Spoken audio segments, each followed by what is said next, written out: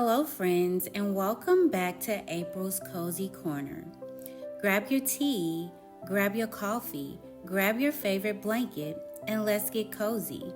Today, we're talking about something many of us overlook when we think about rest.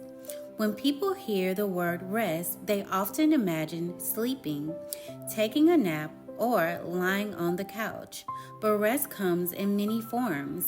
Sometimes rest looks like crocheting a blanket. Sometimes it looks like gardening. Sometimes it looks like reading a book on a rainy afternoon.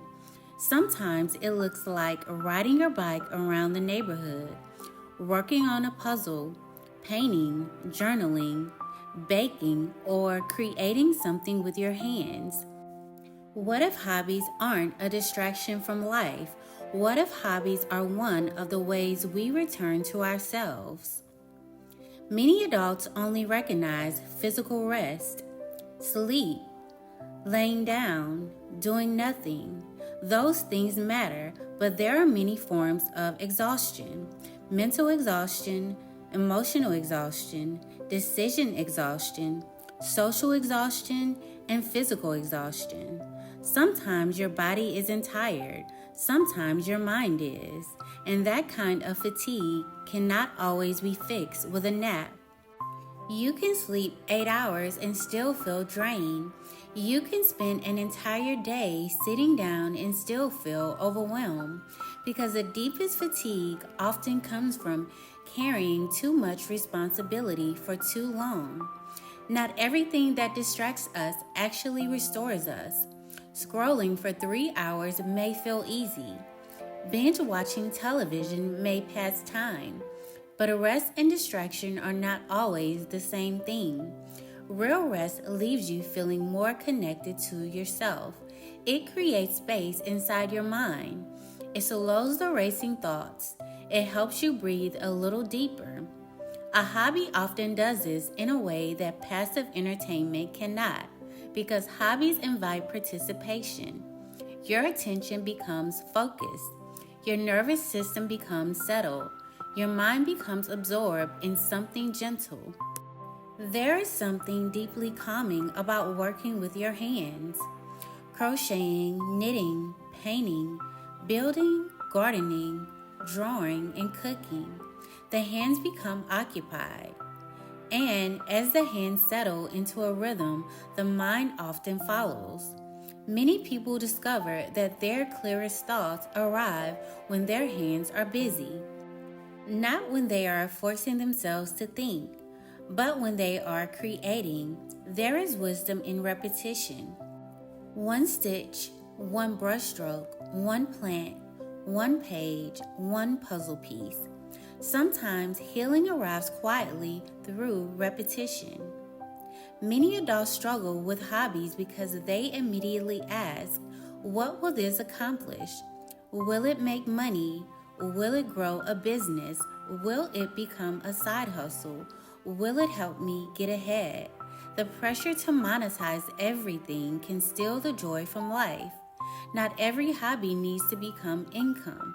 Not every interest needs to become productivity. Some things deserve to remain sacred. A hobby can exist simply because it brings peace. That is enough. The mind was not designed to remain alert all day. Just as muscles need recovery after exercise, the nervous system needs recovery after stress. A hobby creates a bridge between effort and restoration. It allows you to remain engaged without remaining burdened.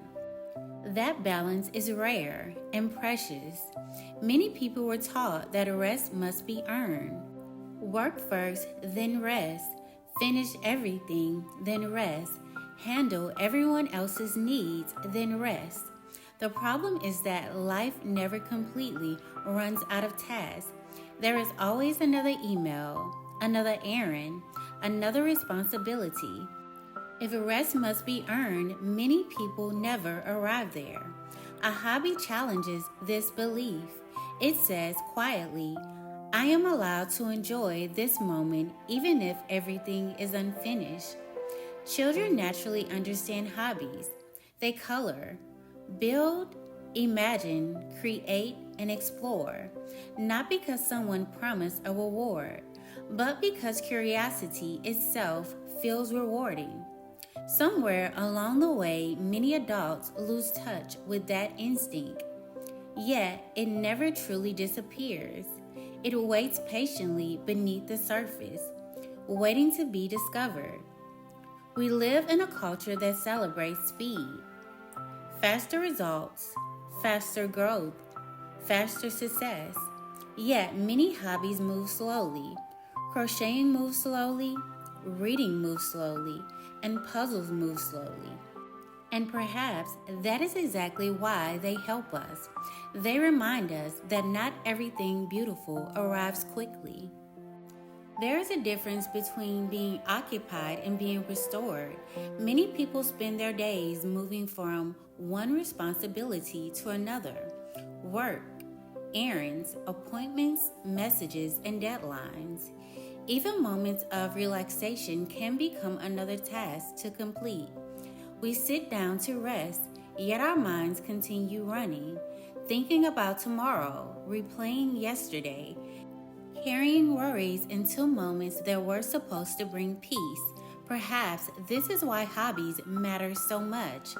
A hobby asks very little from us. It does not demand perfection. It does not require us to solve every problem. It does not ask us to prove our worth. For a little while, we are allowed to simply be present, to focus on the puzzle piece in our hand, the yarn moving through our fingers, the page we are reading, the flower we are planting, the melody we are learning. And in that small act of attention, something begins to soften. The mind stops racing quite so fast. The body releases a little tension. The heart becomes quieter, not because our problems disappear, but because we have stepped outside of them for a moment. Perhaps true rest is not always found in doing nothing. Perhaps true rest is found in returning our attention to something gentle, something that asks us to participate in life rather than manage it, something that reminds us that we are more than our responsibilities, more than our productivity, more than the endless list of things waiting to be done. And maybe this is why hobbies can be so restorative. They offer us a place where we do not have to perform, a place where we can simply exist. And in a world that constantly asks for more from us, that kind of space can feel like a form of healing. Thank you so much for spending this time with me here at April's Cozy Corner. If today's conversation resonated with you, let me know in the comments what hobby helps you rest and recharge. I love to hear what brings you peace. Thank you for joining me today, and I'll see you in the next one.